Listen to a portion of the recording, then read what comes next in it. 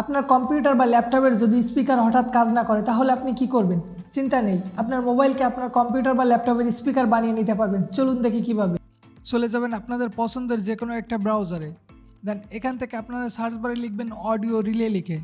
দেন এখান থেকে আপনারা প্রথম যে ওয়েবসাইটটি দেখতে পাচ্ছেন আপনারা এটা ক্লিক করবেন।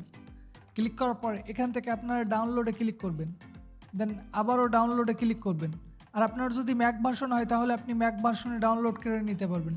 দেন ডাউনলোডে ক্লিক করার পরে এখান থেকে আপনারা ডেস্কটপ সিলেক্ট করে দেবেন। দেন আমাদের সামনেও কাঙ্ক্ষিত অ্যাপসটি চলে আসছে। এখন আমরা যেটা করবো এটা ইনস্টল করব, আবার নেক্সটে ক্লিক করব, দেন ইনস্টলে ক্লিক করব। একটু অপেক্ষা করবে অ্যাপসটি ইনস্টল হতে।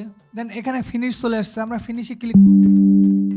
ক্লিক করার পরে এখন দেখতে পাচ্ছেন আমাদের কম্পিউটারের ইউজার নেমটি চলে আসছে। দেন এরপরে চলে যাবেন আপনাদের মোবাইলে থাকা প্লে স্টোরিতে। প্লে স্টোরিতে যাওয়ার পরে এখানে আপনারা অডিও রিলে লিখে সার্চ করবেন। দেন প্রথম যে অ্যাপসটি চলে আসছে আপনারা ওটা ওপেন করবেন।